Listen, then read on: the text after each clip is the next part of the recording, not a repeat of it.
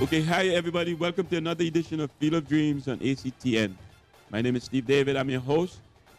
And guess what happened, viewers? Today I stepped out the studio and I met four of the guys from back in the day. I call them graduates. Let me introduce the football graduates to you. To my left, Alvin Coney, Alvin Henderson. Welcome to the set, Alvin. Yes, not quite as old as Alvin Cornell and definitely not as good, but I'm glad to be here. Our next Alvin is Ian Bain. Ian, welcome to the set, buddy. I remember, you with myself in college days, and we had a ball. Yes, we certainly did. And I'm really happy to be here and to be sharing this with people I admire and I've come to love, certainly. Okay, great. You still in the, you live in the country or you outside the country? I'm here for many more months now, retired, and right. And I come home now for a really long period, particularly during the football season, so I can follow, and enjoy. Good. Yeah. All right, and next to Ian, we have George Romano. George, I know you live in the U.S. Are you home now? And what? Yeah, I'm home now, and I'm happy to be home, of course, always. And thank you for having me here today. Welcome to the set, bud. Thank you. And Devnish Paul, we call him Finey. Finey, welcome to the set. Thank you very much for having me here. All right, guys. This is going to be a good time because we're hanging out. And we're going to just talk about football back in the day and present football. And you guys are going to share some, I'm sure, great stories with us, right? So, let me start with what? Let me start with Ian, because I like to pick on Ian, because Ian and I had some good times, right? I was better than you, right, Ian? 100%. Okay, good. That's probably why you never passed the ball in my direction. I never passed? How come? Well, I don't know. I mean, we played 3 or 4 games on the same team, the college's league team, and I'm still waiting for my first pass from you. So. Let me borrow a ball so I can pass one to you. Tell me, Alvin, you and Ian has been teammates for what? Well, actually, I first met Ian when I think we were 11 or 12 years old, and we were playing Form 1 football in St. Mary's. Right. And we actually played against each other just in class football. We had to teach them a lesson in school, which was the better class. We had to teach them a lesson on a couple of occasions. But eventually we played junior football under 14, under 16. In those days it was called Colts football. And then we played for St. Mary's for 2 years, and then Ian left. He took off on me. Right. He took off on me and went to Spain and prevented me from reaching the heights that I was supposed to reach, because we had a telepathic understanding, and Ian supplied me with a large majority of the goals that I scored. There's no question about that. And then he took off on me and left me with to deal with Keith Luckloy and Neil Williams. Anybody from St. Mary's would understand. Those were 2 of the more vociferous fighters, 2 excellent players as well. I had to, instead of allowing Bain, the captain, to deal with them, I had to deal with them in my final year. And I'll just finish the story by saying that eventually at Howard University, we came back together again. I told Lincoln that you really needed to get a player like Ian Bain to come to Howard. And the first time we played against each other, we had won a national championship at Howard, and then Ian won another national championship after the first one was taken away. I was already in medical school. And the first time we actually played competitive football against each other, we were living together in the same house as roommates, and Ian was playing for the Washington Diplomats, yeah. And I was playing for the Baltimore Comets in the North American Soccer League. Right. First time we had actually played serious competitive football against each other. Okay, I thought you guys played together actually, but you guys played against each other. No, yeah. Okay. We played on different teams. We've been talking about Diplomats, Miami Toros in the. No, we won't. We will try and forget that. All right, George, where did you disappear? Where did you go after school football? Well, after school football, I went abroad. I played semi-pro with the New York Italians, and eventually pro in the same North American Soccer League with the New York Apollos. And I enjoyed playing it very much because football was now becoming an American sport. And I was part of a program. And I mean, that's a joy that I really loved at that time because we were getting huge support every time we played. And I was called back with the Trinidad team to play against Haiti. I played the Saturday. We were supposed to leave Monday, and that's how I got the knee injury that ended my football career. Okay. My playing football career, I should say. But George, you actually played against us in Belmont in '67. Ian and myself were on the team, and you played against us then. Yes, I did. This is locally, but Yes. yes, That's where we first saw you play football, like against. That's when you first saw me? Yes. Oh, I'm surprised because I thought that you had seen me way before that. Where would I have seen you before that? Well, time? every time we played, especially Belmont being the team that would be coming up, they were watching us every day. They didn't come out and tell us that they were scouting us, you know, because they knew we were coming. But we had some excellent players like Gordon Husbands and them on the team, and we were friends rather than competitors first, and we became friends after our school But career. you got to remember, though, back in the day, there were 6 colleges that played college football, 3 in Right. the north and 3 in the south. Right. And then you guys broke that mold. We did. Belmont Inter to come in and to join make it 4 in And there's north. quite a few teams that didn't want us to break that mold. As a matter of fact, I remember we play in San Fernando Tech to get into the Right. league also. And as the fastest at that time, I saw a driver drove Who? a maxi back into town. Oh, So okay. we were run out of South, you know, after winning the game. But it was all fun. All right. Finally, Devnish Paul. Tell us about a little bit about Devnish, man. Where you started? Who you No, played? I didn't play much school football. But for Caroni, you went and played for Caroni for the first Before time? Caroni, I played for BP, For BP? BP Faizabad. Oh, yeah, okay. I Faizabad. played for Apex, that after Right?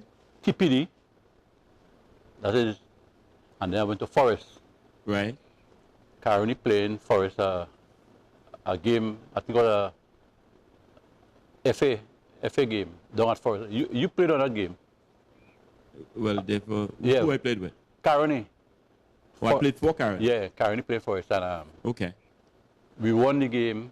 No, you guys couldn't beat us. Come We on. won the game 2-1 at Forest. Oh, yeah? And had a gentleman by the name of Cuthbert Andrews. Uh-huh. He was a sort of scout for Caroni. And after Forest had beaten Caroni, 2 days after, I saw Caroni Jeep coming down in the area because he lived at Pepper Village, Faizabad. So I thought, well, Caroni had passed down there, not knowing it. They come looking for you He come to look for me. to bring you back to because Caroni. I saved at that game. I was really performing, and he make mention that they want to get him up to Caroni to play football, and when you're as a young fella and your parents still in your parents' home, Right? and at that time it was going to be a estate police and all this kind of thing. Mother didn't want you to go in that direction, and I ended up being part of the Caroni staff after that game. And from there, Estate police, yeah? from there, history started. Yeah, but finally, I have a question to ask you because I have seen you play as a player outside. Right a wing, stopper, right wing. And right wing. Did you a goalkeeper? Most people only know you as a goalkeeper. Right. I have seen otherwise. Right. Because you're so professional playing outside, did you start playing outside first before you went into goal? Yeah, You were playing outside yeah. first? Because at one point, Apex was short. We were short, and we had a fellow called George Barrow.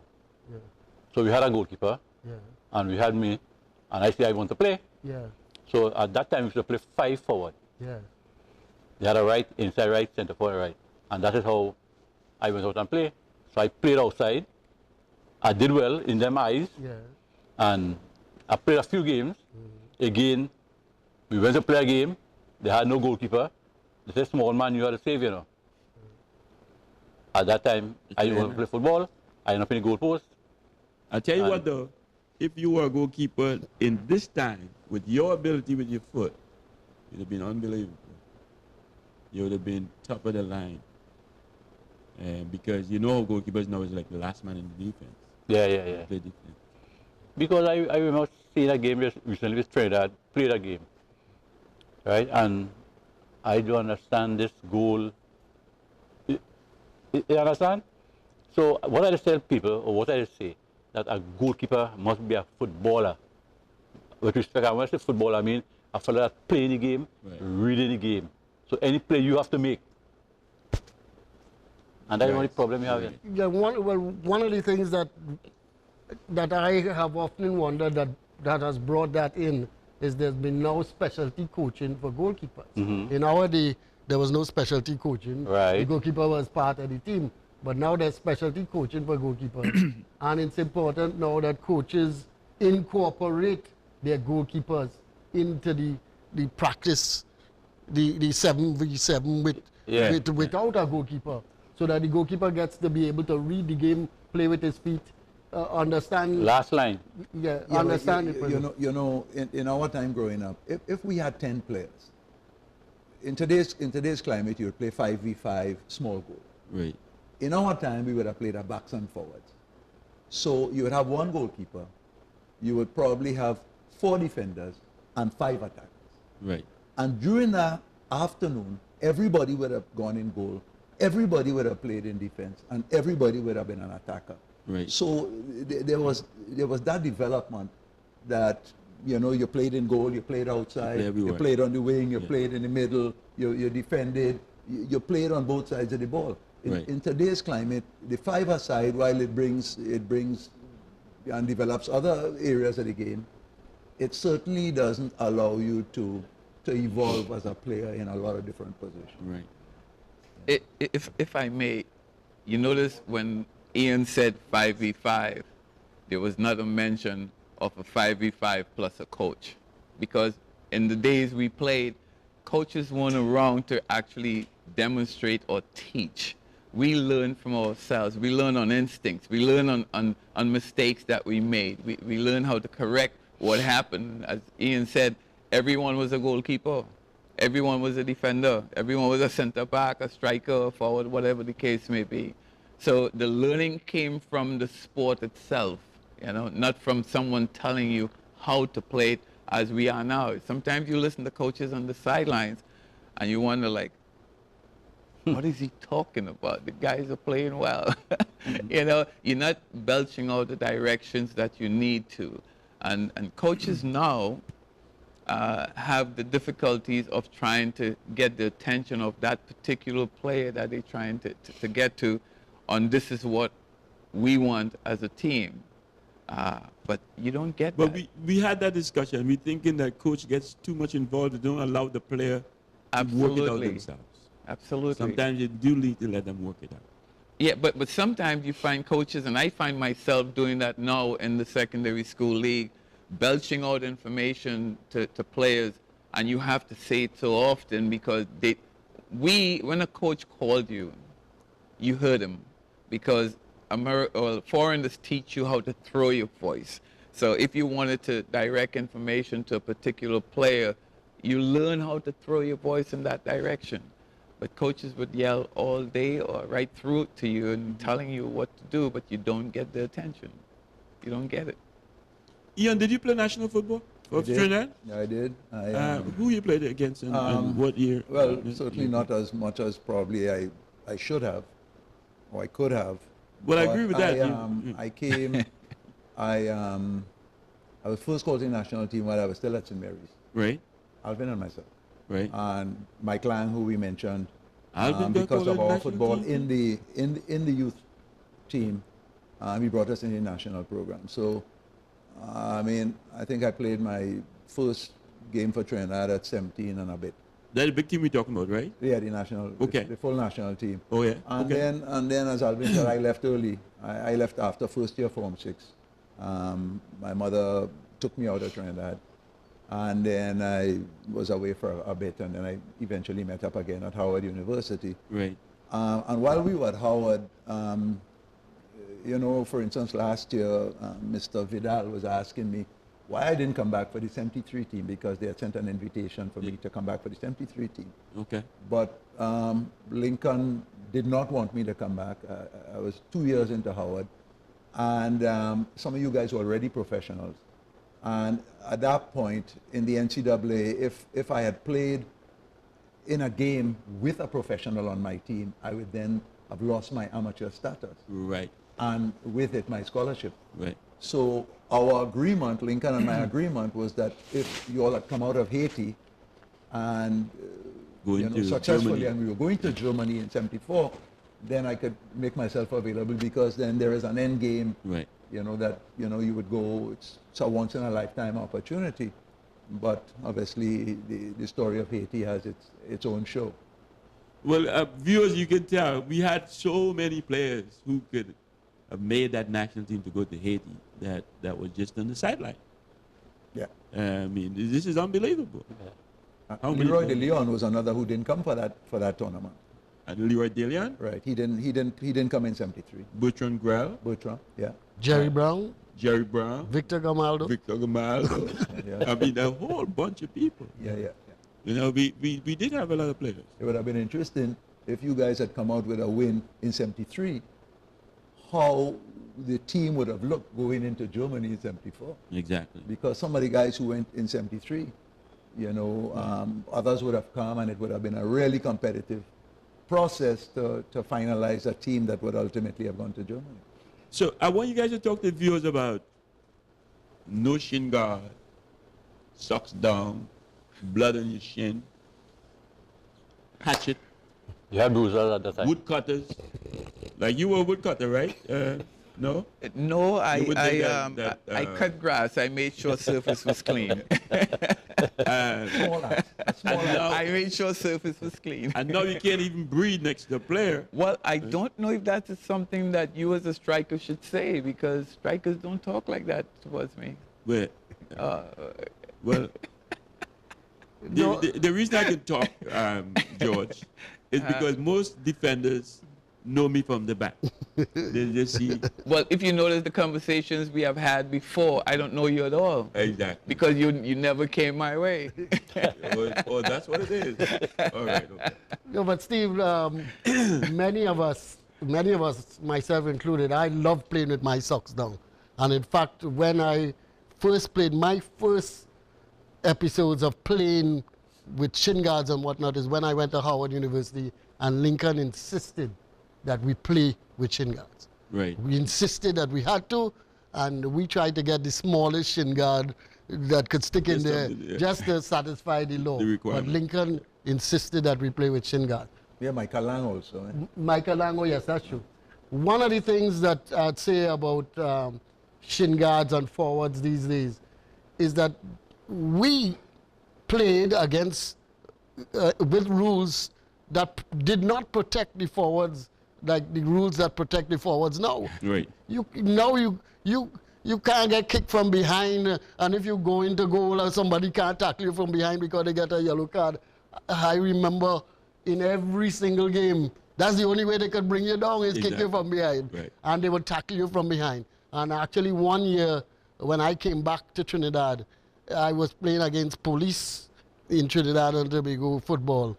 I was already over 30, and I decided to get a boot that came above the ankle because I was getting chopped so much from behind. People were stepping on the ankles, and I actually I played with a boot for 2 years that covered the ankle.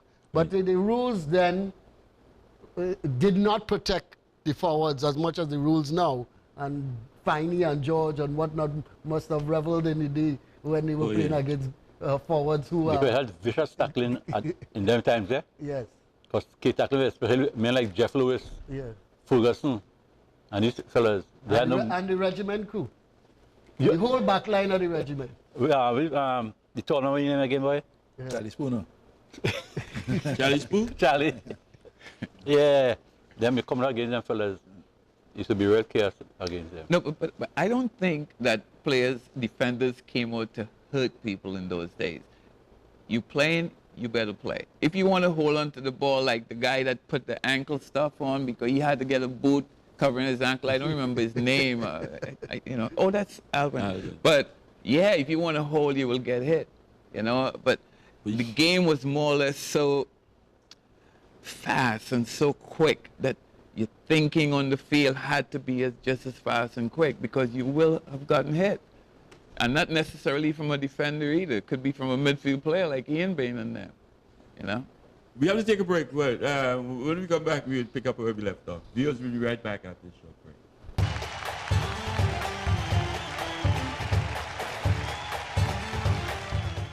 It's a real commitment on the part of the parents to give a player a chance to evolve. I mean, that game that you and I played in Tobago when I broke my nose, that's the first time my mother ever saw me play football. Right.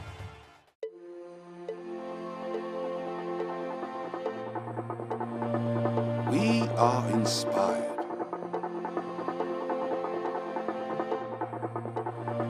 We are practiced.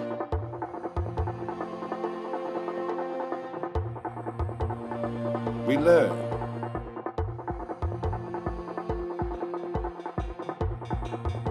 We have challenges.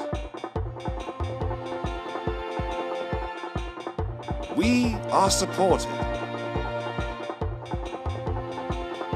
We persevere. And we shine.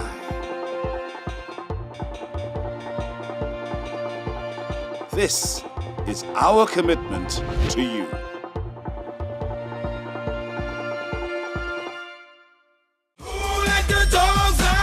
Field of Dreams, in collaboration with the Secondary Schools Football League, presents the first inaugural All-Star Weekend 2017 at the Manhattan Stadium in Margaret on Saturday the 9th and Sunday the 10th of December 2017. Come out on Saturday from 4 p.m. to 7 p.m. to witness the skills competition.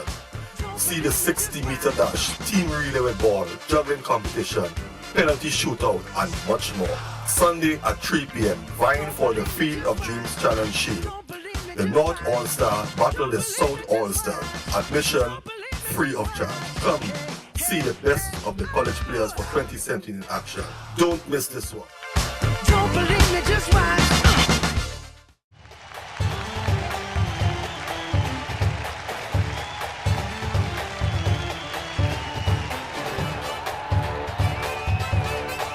Okay, welcome back, viewers. Guys, before the break, we were talking about today the game is very wimpy compared to what we used to play, right? Because defenders was allowed to hit you. And we had guys who really hit you. So, I mean, what do you guys think about today's game compared to yesterday's game? From what perspective specifically? From the physical part of it. Well, I would prefer not to dwell too much on the hitting. I prefer to dwell a little bit on the fitness of the players. Now, I go to a lot of the college games and sometimes some of the professional games, and I realize that we have very few 90-minute players. Right. After 60 minutes, the level drops at the professional game, at the college game, or whatever. And I think it has to do with really the amount of football that was played. I guess diet has something to do with it. But, and I know life has changed, but we play just much more football than today's young person. Sure. I look and I see the young men at in the northern schools, how many times they train. In our world, we would play a college game on Saturday. Sunday we'll play another 90-minute game representing the colleges league. Correct? I mean, you and I played in quite a few of those games. Monday we have practice. Right? Wednesday you play again? Physically, I think we were much better at that period. In our case at St. Mary's, in the holiday months, we trained at 5 a.m. for 6 days of the week, except Sunday. You went home, In the evening, you played. I would play in Victoria Square, or I play in the Savannah. We played in the Pinsmith League. We played in the Rivas League. We played in the Movina League. I mean, we played in Acolyte League. I mean, we had Hindus, Muslim playing in Acolyte League, and Roman Catholic. We played a lot of football. You know, we were. I just feel we were a fitter generation from what I see today. You know, so from that perspective, I think it's not different talent. It's the same quality talent. I just feel we played much more football. Yeah. You know. If I may, I want to just piggyback on what Ian was saying here, and rightly so. He's correct. We played much more, and we played often. I mean, you would come out from the Savannah practicing with your school, and you just did some suicides or shuttles, as we call it, and you played for 90 minutes, and you're looking at another older guy games, and you, hey, who tired, boy, who want to come off the field? Because you still have energy to play, and then you still have to walk home. And we had those privileges. I guess nowadays, students don't have those privileges because, hey, you don't want to have to pass through, and I don't want to call any particular city to put that city in jeopardy, but you don't have the pleasure of going home. Like, I wouldn't want to have to walk home if I was living in Marval now, because I don't know what's happening in Bossier or Cyber, who looking to pelt a stone at me or something because of gang wars. I mean, we had those privileges. This privilege are not there for the students now. But no, they have cars, though. They can drive home. Yeah, they could, but it's not keeping them as fit as you would. You know, the walk home wasn't because you wanted to walk. You had money to walk. Right. But that money was a Morby and milk with a little cake, and you're eating that going up the road. Right. But you're running going home. Yeah, it's a way of training. Yeah, but they don't have cars, and really it's a great dependence on a real commitment from parents to have to pick up, drop off. Yeah. They have 3 children. You know, the daughter is doing something, the son is doing something else. It's a real commitment on the part of the parents to give a player a chance to evolve. I mean, that game that you and I played in Tobago when I broke my nose, that's the first time my mother ever saw me play football. Right. So she had, you know, little really to do with my process. She would encourage it. Obviously, I'd buy my shoes and whatever else. But they didn't have to drop me anywhere. I got on my bike, or I would walk, or, you know, I might, you know, get a ride from Alvin's dad going down, or we leave school in the school van or whatever to go down to the grounds. So, you know, we made our way. You know, the commitment was ours. It wasn't, well, a parent thinking, well, you know, right. You know, I think he should play football. It was our love for the game. It was our commitment. But the world was a different world. We could ride our bikes. We could walk. You know, there were no security issues. Nobody wanted, you know, to take your boot or whatever. I never heard anybody say it like that, but you're absolutely right. The commitment was belonged to us. Yeah. We were committed to that. They didn't push us to do this. No. And that's true. Because and that is what is really missing from the game these days. The passion for football is missing, because when it comes to choices, would I choose to go to football or choose to go to something else? Unfortunately, too many of the youngsters are going to something else and leaving the football alone. Because football long time. You used to get water at halftime, you know.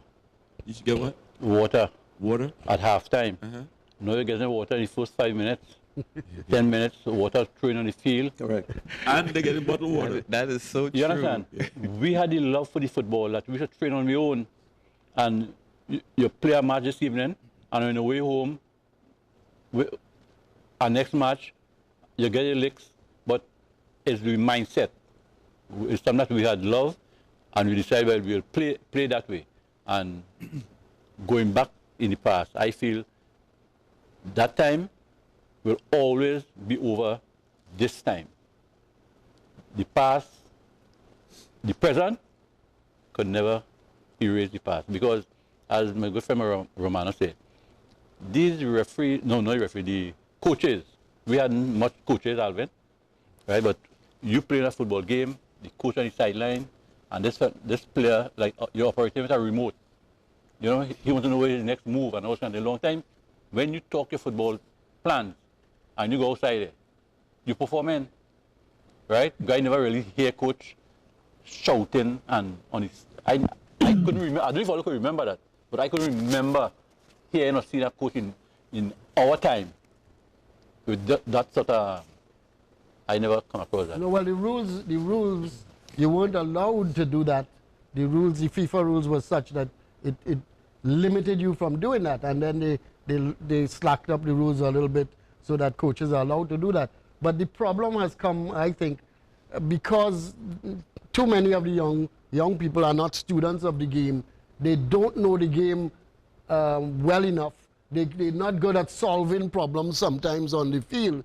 And the coaches, and I have coached myself, if I'm seeing a problem as it's developing, long before the problem is actually a full-blown problem or a goal has been scored from it, I'm going to try to correct it. And so you need to come and speak sometimes. And I'm sure, George, you do a lot of the times now with your own team, because you've seen problems that are going to develop on the team. Yeah, and you have to address them because of the fact that they expect you to. They really don't know. Like, we take things for granted because we believe at the time when we were growing up that we knew what we had to do. For example, in primary school, you're in there, first day of school, recess or lunchtime, what we call it, or playtime, 4 or 5 grapefruits in the yard. Everybody with their brand new battered sneakers going to school. But that grapefruit is hard. Eventually, when you're touching it, it's getting softer and softer. So now it's down to a point on whose sneakers that this grapefruit is going to burst. Right. So your touch became softer, your movements became lighter, and it was self-training that we did that we had no idea what we were doing. We just didn't want that grapefruit to burst on my brand new sneakers because I don't want to have to tell mommy. Right. I don't want to have to tell daddy. Just let me add to that a little bit. I think we also grew up in a period where we saw football in our communities. And that's why I think it's really so important that these leagues, the Super League, the Professional League, that they have success.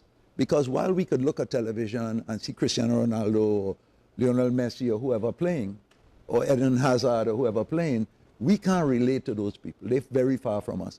But going up to the savannah and the grandstand is full, and all around the savannah ground, 6 deep, watching Maple play Malvern or Colts play the Army or somebody else, that I, as a Maple supporter from birth, I became a Maple member at birth from my grandfather. Mm-hmm.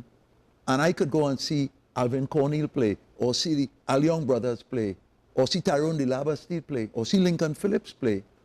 Had meaning to me because I can relate, and I think it's really critical that these leagues have success, and that we try to give them the platform so that success can come, because I think young players need to have local heroes, and young players need to feel the presence of the crowd next to them. It's what I wanted to play because I wanted people to see me play. Mm-hmm. I go to a college league game now. I go to see St. Mary's play. I go to see Kyohasi play, and you're lucky to see 200 people at the ground. When St. Benedict's played St. Mary's in the 1968 final, there are 10 or 15,000 people at the game. You can't come and do no nonsense because 15,000 people looking at you. Ian, who won that game, by the way? I don't think Benedict won that game. And there's a reason why, right? So why don't you tell them why? Let me try and find a reason why Benedict didn't win that game. Yeah, tell them why. Let me see. Benedict was without the leader's strike. I'm trying to help you. But I'm thinking to myself that the forward line was Leo Brewster, Clibert Leonard, Keith Douglas? Tony Douglas. Uh-huh. So therefore, one person maybe that injured center forward might not have gotten into that team. You know? Anyhow, we know the final score. 4 rings a bell. It's all right. I think 4 rings a bell, right? That's the only one we let them have in all the years that they're talking about. And do you know something? Believe it or not, and I heard it reinforced on television last night. that was the last time that St. Mary's College won a national Intercol. They've won a national league in 1991, I think. But the last time St. Mary's won a national Intercol was in 1968. Question. Don't say that's that a word long yet. time. T-Sheriff push a ball from Oh my. over the crossbar like he was the goalkeeper. Remember that one? No. I ain't going down that road. Okay. I want to compliment you. I want to compliment you and your community. Yes. And we were just before we were talking about us having local heroes. Right. The community in Point Fortin, around St. Benedict's, was, I think, really important to our generation. You guys raised the bar, Right. right? So, Warren Archibald, Leroy De Leon, John Stedman, all your names, Kenny Joseph, Dick Fullon, Dick Wilfred Fullon, Cave. Wilfred Cave, right? Yes. That whole group, Ruben, whoever, right? You guys raised the bar. So for us in the North, for us, we told ourselves that there is the standard. Right. We have to meet that standard. You know, it wasn't about, well, you know, we only 16, maybe somebody was 19. No. Right. That was the standard, and that standard was really high, and that standard was fun to look at. And the quality of the players that were coming out of that area raised the standard for the whole country. Right. And I am not seeing anybody, any environment, any community, any team that is setting the bar as high as you guys did. So really, on a personal note, what that did for me is made me understand from very early that, hey, if you want to compete, you ought to be competing against Leroy De Leon. If you want to compete, you ought to be able to chase Steve David, you know. If you want to compete, you ought to be able to manage a guy like John Stedman or Kenny Joseph or whoever. And you had to meet them at their level. So there were no excuses. It was right in your face. It wasn't about seeing somebody in England play or Portugal play or Germany play. It was right in your backyard, and you tell yourself, hey, if I want to be a good player, I know what the standard is, and I have to make my way there somehow. Mm-hmm. So let me compliment St. Benedict's and Mr. Bruner and Mr. Wooter and Don Basil Matthews and all who really gave us the standard for the next generation. So, well said, man. Well said. I think that was the standard, and I think probably it still is, you know, because as a collectively, as a group of players that was playing at that level and playing so efficient, you know, you want to play. I remember when Belmont went up the first year and we had to play St. Benedict's, and Ruthven Gabriel, the late Ruthven Gabriel now, said that he had to mark Leo Brewster, Twinkle Toes as we call him, and he was scared. I was the striker. I said, no, I'll mark him. And that's when I became a fullback. When I realized that Brewster and I had the same qualities in some ways, and I realized I had a little edge on the speed, I no longer wanted to be a fullback. That's how overlapping started coming towards me until Charlie Spooner spoke to me about it and showed me what I needed to really do. And I mean, St. Benedict's was the team. You were so correct. That's the standard that was set for us. Okay, we have to take a break now, guys. When we come back, we pick up where we left off. Viewers, we'll be right back after the short break.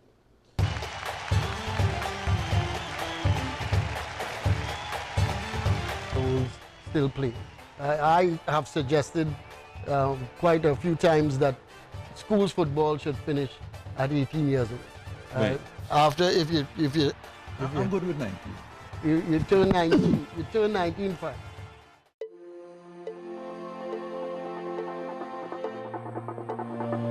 We are inspired.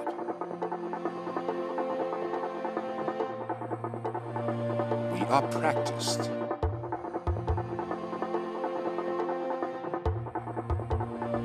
We learn.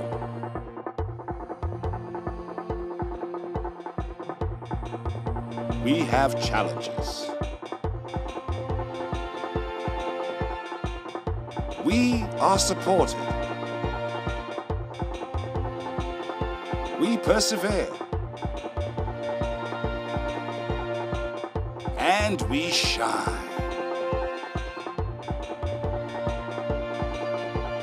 This is our commitment to you.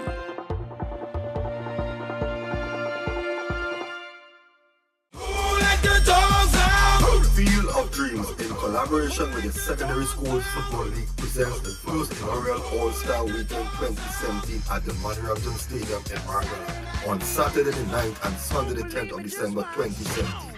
Come out on Saturday from 4 p.m. to 7 p.m. to witness the skills competition. See the 60-meter dash, team relay with ball, juggling competition, penalty shootout, and much more. Sunday at 3 p.m. vying for the Field of Dreams Challenge Shield. The North All-Star battle the South All-Star. Admission free of charge. Come see the best of the college players for 2017 in action. Don't miss this one. Don't believe me, just watch.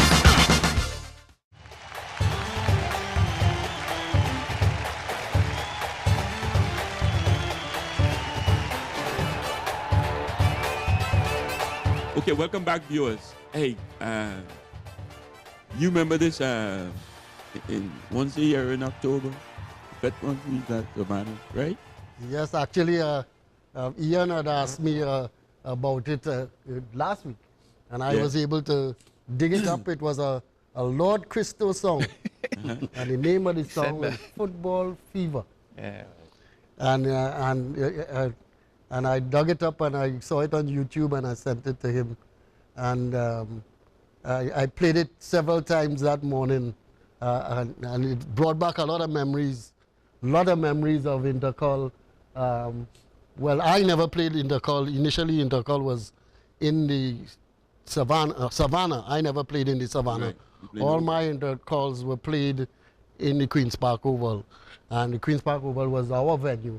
But initially, the big games in the north were played in the Queen's Park Savannah, and there were only 3 teams. So it was much easier to get to a final of Intercol then and now. And the 3 teams were QRC, St. Mary's, and Fatima. Right. And the loser of the final the previous year in North played Fatima. 99% of the time, Fatima lost. In fact, I think it took 13 years for Fatima to reach a final. Okay. Yeah, but for the people who don't know, don't forget that the St. Mary's and Fatima and QRC first teams played in the POSFL. Yes. So their league, they were playing against men through their Right. careers. It was just that intercall period where those 3 teams played off into, what Christo sang about. Right. Well, I mean, in the north and the south was the same thing. In the south was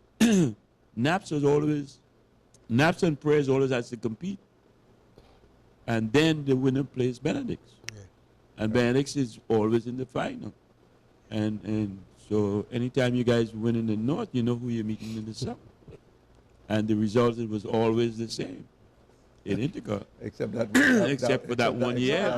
That 1 year, that 2 people on this sequence Steve is saying that, but when the college league first started in 1964, and I have pictures of it, and then Jeff Jellino, yes, St. Mary's won the first college league and the first Intercol. Right. St. Mary's won. Yes. Benedict's took the next year, and then afterwards. One of my cousins was the goalkeeper for QRC. And I remember coming down as a little boy on the train to a game in Skinner's Park. And St. Mary's, I think, QRC was playing Presentation. And on the way back up on the train, QRC won the game. On the way back up on the train, they had a line of people throwing stones and bottles at the train. And as a little boy, they put me down on the ground and they were covering me because I must have been, 5 or 6 or whatever. But all the fans would come down on the train. It was really a different time. Right. But it obviously, it was the spirit of Intercol, and I guess all of us here who played Intercol would probably say, with all the football that we have played, you have played all over the world, Alvin has played, myself, George, we have played in many situations. Intercol is probably one of the highlights of our careers, of our life. And I think it's really important that the young players today who sometimes take it for granted, that they fail to realize that the friendships that we have started on the field. Right. You know, and it came out of respect, it came out of the respect that comes from competition, and just the appreciation for the skill that an opponent sometimes brought to the table. Right. You know. What helped us too, they had college league. So I'm from St. Benedict's, you from St. Mary's, and so on, and we come together and we play league football. So I think that helped the friendship and all of that as well. And in college's league team on the weekends. Right. Yeah. Well, at that time, only colleges could have played in the college leagues until they opened it up for the secondary schools. But when they did, and we got in, I need to make this point here, that we, I believe, were the only secondary or college team that played a final in the FA Cup. I mean, I think we played it down south here against Esso with the Quanvey brothers. They used to play with that team. Usha? Sure, Yeah, the Quanvey brothers. We lost the game 1-0 almost in the 87th, 88th minute because we were still schoolboys. And the way we lost the game was like, we yelled for an offside. We knew it was clearly offside, and we stood there. One of the Quanvey brothers took the ball, walked it right into the goal, and that's how we lost. So it taught us something then. South refereeing. No. But that's another thing. Yeah. Today, a college league team wouldn't compete with a league team. Right. But back in the day, yeah, we did. A college league team is just as good as a league team because Benedict's in champions, they beat all the top teams in all the leagues. Exactly. So I'm glad you brought that up. Yeah, it was a highlight for us at school because we felt proud of the game, first of all, that we brought and the way we played it to quality players that we were playing against because they represented the country. And here's a college team coming up and playing against you guys in a FA final. Right. Yeah. But it's not because of the referee. You lose, you play a point. I have to agree with my partner from Tongue. Yeah, but Ben's playing SFL, SFL. SFL. Right. SFL, yeah. SFL, yeah. I remember Ben's playing that competition and they performed very well. Yeah.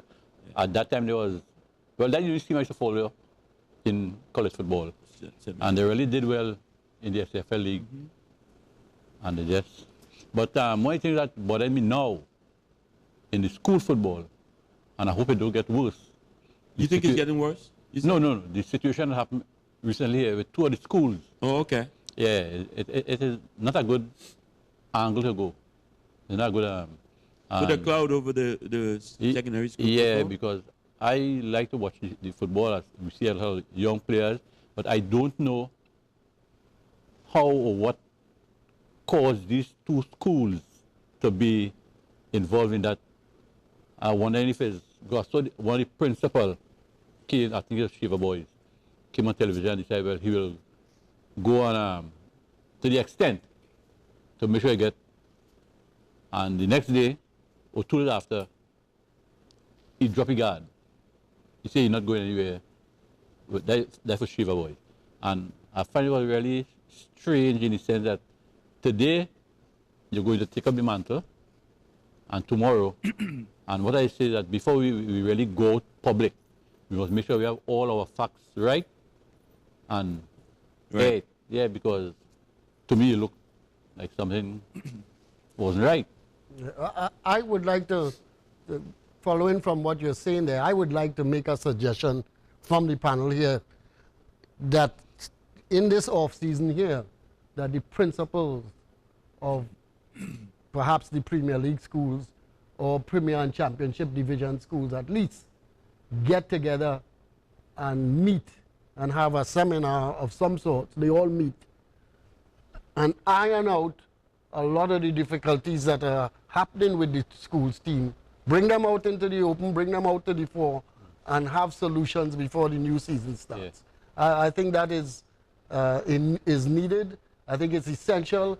The TNTFA has to have an input as well, in my opinion, because I don't think schools football should be played with 20-year-olds still playing.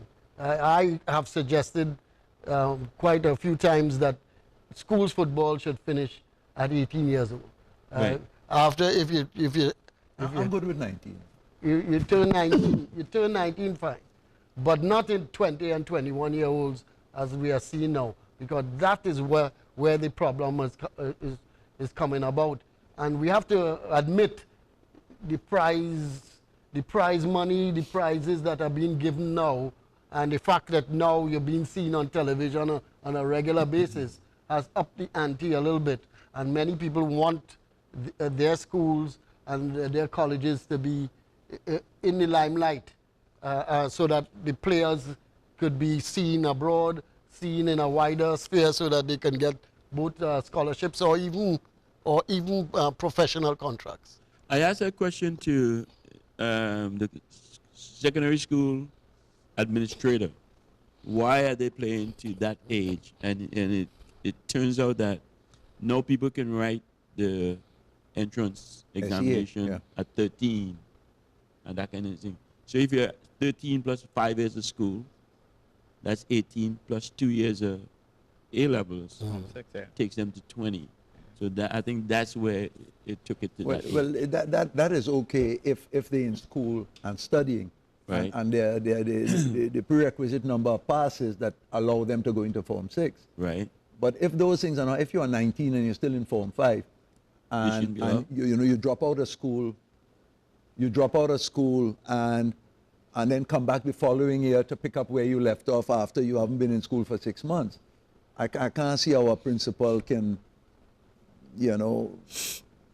accept a student who hasn't been in school for 6 months, and under the guise that they're coming back to, in fact, study and commit to their studies and potentially get their O-level passes. But really, the principal knows they're coming back for another season. And turning a blind eye to that kind of behavior, I mean, it just is not acceptable. Because most of these young men are not going to play professional football. So the best we can do is give them a balance in their process. See if they can get some passes, continue to play their football. They might be able to get a scholarship to go to the U.S. or do something else. Right. But, and I think it's really important that we tell these young men the truth, because the fact of the matter, we only have 2 people in Trinidad who have made life money playing professional football. Nobody else, I don't think. Right? Dwight York and maybe Kenwin Jones. Nobody else has made life money. Everybody still has to continue working, do what they have to do to earn their livelihood. I don't think nobody made life money, because one thing people don't realize, they say, you make so much money playing football and you don't have no money now? It's because you have to invest it. Otherwise, it finishes. Money has to finish. You have to, but a young man will tell you, well, I'm a professional footballer in such and such a country. How much are you making a month? Making $1,500 US. Hey, you poor. Yeah, exactly. You know what I'm saying? So you cannot be a professional footballer and think that kind of money is going to serve you for any length of time. Yes. I think the young men have to be told the truth. And it really falls on the shoulders of the coaches, of the administrators, to tell these young men the truth. Everybody can have a dream, but you have to be realistic about what your talent is, what kind of commitment you make into the sport, what your real possibilities are. I don't think the young players hearing these things, and somebody has to start telling them the truth from a very early age. Say, hey, you don't have the ability to make it professionally. Let's go on with some studies here. Let's find a way to get some passes here. And sometimes, though, it should be the other way. The players should lock on, because I know we all lock on to somebody we look up to and for guidance, and they became our mentor kind of way.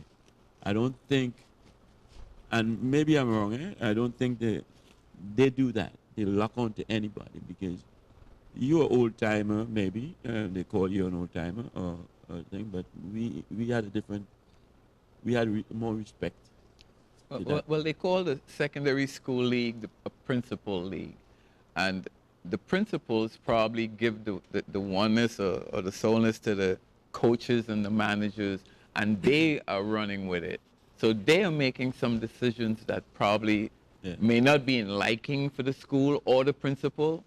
And I think that's where we are going wrong, because the coaches want their glory. I don't know about you guys, but there is no glory for me at my age now, you know. So you go to teach something, you're teaching it for what it is, not for what you get from it.